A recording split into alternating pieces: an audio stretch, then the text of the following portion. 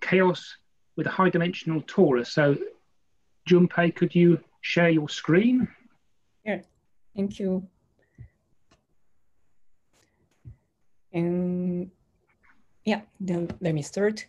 I'm Jumpei Yamagishi, a second-year master student from the University of Tokyo.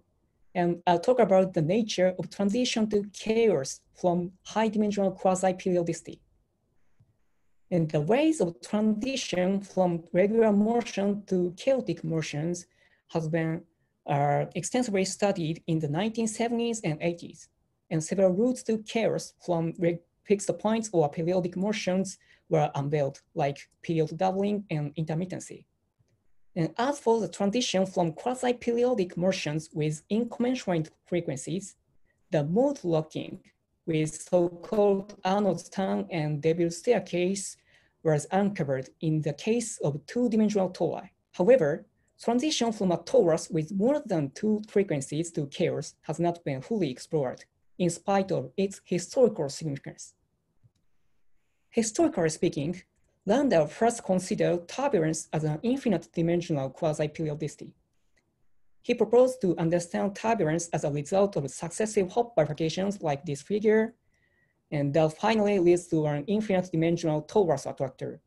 And the dynamics with an infinite period may look like turbulence or chaos.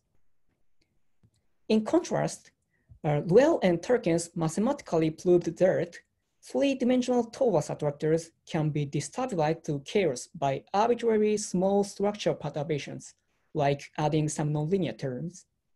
And this remarkable theorem produced the idea of turbulence as low-dimensional chaos. But even though this theorem states only the existence of Smell's horseshoe at the vicinity of three-dimensional torus attractor, it was sometimes misunderstood that high-dimensional tori are always easily destabilized and replaced by chaos with every slight structural modification. Such misconceptions may not be so common today, but the study of routes to chaos from high-dimensional tori still stagnates. So we want to explore this long untouched problem of transition to chaos from high-dimensional quasi-periodicity. In particular, we mainly address three questions through numerical simulations. The first one is, how frequently can high-dimensional tori exist? And the second one is about the nature of chaos that emerged from a high-dimensional torus. And the third one is the mechanism and the nature of transition from a high-dimensional torus to chaos. And for these purposes, we need to consider a dynamical system that has an n-dimensional torus attractor. As for the transition to chaos from two-dimensional quasi-periodicity, a well-known standard model was introduced by Arnold called SACO-map. And here, note that two-dimensional quasi-periodicity has two different frequencies, which ratio is irrational. And SACO-map can be regarded as a Poincare map on the phase of one quasi-periodic oscillation sampled by the inverse of the other frequency.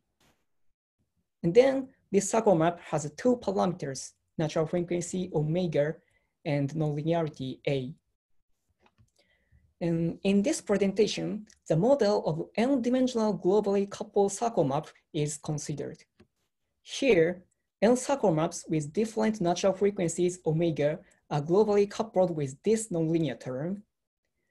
And let me note that if nonlinearity parameter A is smaller than the critical value AC, the Jacobian is always non-zero and thus the system is invertible. And m-dimensional torus attractor in this map, which have m incommensurate frequencies and m null Lyapunov exponents, correspond to m+1 torus in a continuous time flow in some ordinary differential equation. And now, let me get to the results part. And we numerically computed the n-dimensional Lyapunov spectra with different sets of parameters and examined the property of each attractor. And first, the fraction of highest dimensional tori were numerically computed. As shown in this graph, even n-dimensional tori exists even when n is 2 or more, while its fraction exponentially decreases. And this decrease is mostly due to frequency locking to lower dimensional tori, like n-1 dimensional tori, and replacement by chaos little affected this decrease. As a result, the average dimensionality of torus attractors linearly increases with the system size n. The torus dimension is not saturated. That is, high dimensional tori or order n dimensional tori considerably exist even with large n. This observation does not violate the well-taken theorem, of course, but it is contrary to the naive expectation from the theorem. And next, the fraction parameters with chaos was also computed. And let me note that in the case n equals 1, chaos appears only in the non-invertible regime, this pink regime. The system is always non-invertible in this pink regime. And in this blue regime, the system is always invertible independent of n. And in this middle region, the invertibility depends on the system size n, like this. And anyway, in the case n is 2 or larger, chaos can appear even in the invertible regime. Because 2-dimensional torus in map corresponds to 3-dimensional torus in flow, this is consistent with the statement of the well-taken theorem. 3 or greater dimensional tori are destabilized to chaotic attractors by nonlinear coupling. But surprisingly, when n is 3 or larger, chaos in this invertible regime often has not only positive and negative Lyapunov exponents, but also multiple null Lyapunov exponents, while chaos in the non-invertible regime does not have null Lyapunov exponents. The number of null Lyapunov exponents n in such chaos is again proportional to the system size n. And in a sense, such chaos coexists with torus or neutral modes. So we call these novel forms of chaos with m null Lyapunov exponents as chaos with an m-dimensional torus. The Lyapunov spectra look like these when the system size n is increased to 100 or more. And even with such large n, the number of null Lyapunov exponents in this chaos with a torus is proportional to n, or order m. That is, the torus dimension m is an extensive variable. And note that in the invertible regime, the sum of Lyapunov exponents is always non-zero, non-positive. And thus, the appearance of chaos with a torus is possible only for the map with 3 or greater dimensional systems. And they correspond to 4 or greater dimensional flows in some continuous time ordinary differential equations. And the existence of such chaos with a torus, of course, does not violate the well-taken theorem, but the theorem tells nothing about this kind of chaos. Although chaos in continuous time systems necessarily have one null Lyapunov exponent along to the dynamics itself, but 3-dimensional flows can't have extra torus modes. And in this sense, this finding is beyond the well-taken theorem. And so from now on, we investigate the nature of this chaos with a torus in detail. In the case n equals to 3, the attractors can be easily visualized like these figures. And so we investigated the case n equals 3 with different coupling constant b in order to uncover the nature of transition from a torus to chaos. And just by comparing these examples of scatter plots of a torus attractor and chaos with a torus, we can find that the shape of the torus attractor in the left figure is distorted to chaos. And for further investigation, we calculated how the Lyapunov spectra and fractal dimensions or box counting dimension are dependent on the coupling constant b. And we found that frequency locking to lower dimension torus occurs as b increases, and the dimensionality of the torus attractor first decreases. And at some value of b, the first Lyapunov exponent becomes positive. And that is chaos emerges, which is represented by red squares here. And notably, when the positive Lyapunov exponent appears, one exponent, the second Lyapunov exponent, is still 0. That is, chaos emerges on the torus. And in the vicinity of the transition to chaos with a torus, the Lyapunov exponent of this attractor is non-positive. And thus, this is a torus attractor. But the shape of this torus attractor waves down to a smaller scale, and it has some microstructure with non-integer fractal dimension. In other words, so-called strange non-chaotic attractor appears here. Strange non-chaotic attractor is an attractor where perturbations grow larger and larger polynomially, not exponentially like standard chaos. And this is a strange attractor in the sense of sensitivity to initial conditions, and thus it has fractal structure and its fractal dimension is non-integer.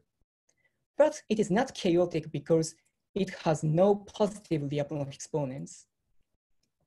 And so far, SNA has been observed only in non-autonomous systems with quasi-periodic forcing. And in our autonomous system, possibly the torus mode in chaos with a torus is efficiently working as a quasi-periodic force.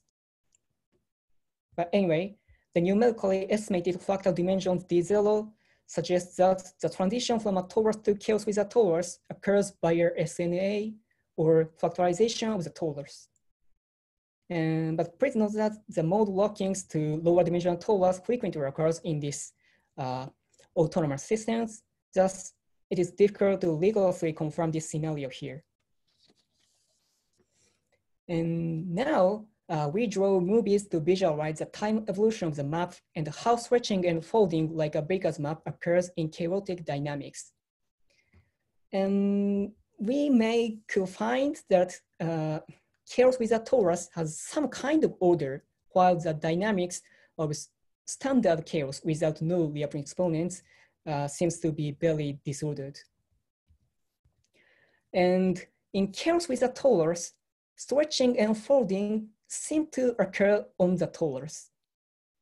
And so we now want to focus on the behavior of the stretching direction in chaotic dynamics. It means we computed the first Lyapunov vector V1 and compared them for chaos with a torus and standard chaos. And we could find some trends from these examples of time series of V1. The first, stretching in chaos with a torus seems to occur extended over more elements than in standard chaos at each time step.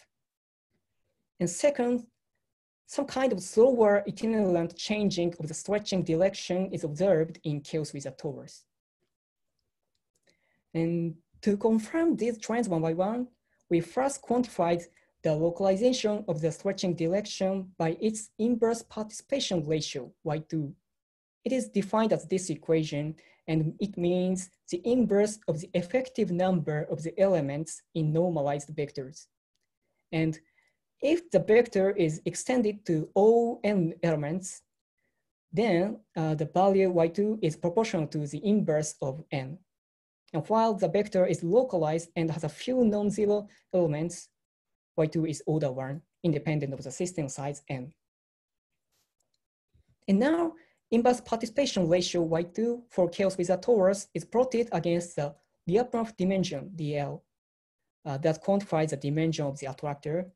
And here, Y2 is decreased against the Lyapunov dimension, DL, in proportion to the power of DL. And here, the Lyapunov dimension, DL, linearly depends on the torus dimension, M, as shown in this figure. And note that the exponent alpha 1/3 is between 0 and 1, of course. And in one sense, it follows that the stretching direction in chaos with a torus is not localized and also not completely spread. Rather, the stretching direction V1 is spread partially over m elements of the m-dimensional torus. In contrast, for standard chaos without null Lyapunov exponents in this model, Y2 is order 1 against the increase in the system size n, and so the exponent alpha is 0. While such vector for an m-dimensional torus should be spread over all m elements, and then alpha should be 1. So, in this sense, the exponent for chaos without torus, 1/3, suggests that the behavior of the stretching in chaos without torus is somewhat between chaos and torus. And lastly, the temporal event of V1 is plotted over a longer time scale. And then we can clearly observe the slower itinerant changing of V1 in chaos without torus. And we then computed and compared the power spectra of the first Lyapunov vector between chaos without torus and standard chaos. And then 1/f-like power spectra was observed for only chaos without torus. Here, the intensity is proportional to the inverse of the frequency to the power of about 1.5. And this is evidence of the existence of the slow dynamics of the stretching direction in chaos without high-dimensional torus. In summary, we investigated globally coupled circle map to understand if and how chaos appears from a high-dimensional torus, especially addressing these three questions. And as an answer to the first question, we found that order n-dimensional tori considerably exist even with large system size n. And next, chaos can appear even in the invertible regime, and surprisingly, in the case n is 3 or greater, chaos in the invertible regime often has a number of null Lyapunov exponents. Such chaos coexists with torus modes, and the number of neutral modes is order n. And remarkably, the transition to chaos without torus is suggested to occur by a strange non-chaotic attractor. So far, SNA has been investigated in non-autonomous systems, and it is often believed that SNA exists only in non-autonomous systems like quasi-periodically forced systems. And so, as far as we know, our finding is the first example of the existence of SNA in autonomous systems. In our map with n larger than 2, one neutral mode remains in the transition from a torus to chaos without torus, and that mode might work as a quasi-periodic worsening here. This might be a new route to chaos in high-dimensional autonomous systems. And finally, this chaos without torus has both the faces of torus and chaos in some senses. The chaos mode or stretching direction is not localized as in standard chaos, but is extended partially over high-dimensional torus. And slower itinerant changing in the stretching directions was also observed. And these results do not violate the Luell-Tarkin theorem, of course, but they are also surely beyond the scope of the theorem. And in some sense, these results integrate the classic viewpoints on turbulent behavior by Landau's high-dimensional torus and by Luell and Tarkin's low-dimensional chaos. And as a final remark on one of possible future studies, we expect that the deeper theoretical investigation of chaos without torus naturally leads to some kind of common-like theory for dissipative systems, as Professor Robert Mackay stated in his paper by citing our paper. And yeah, that's all. Thank you for listening.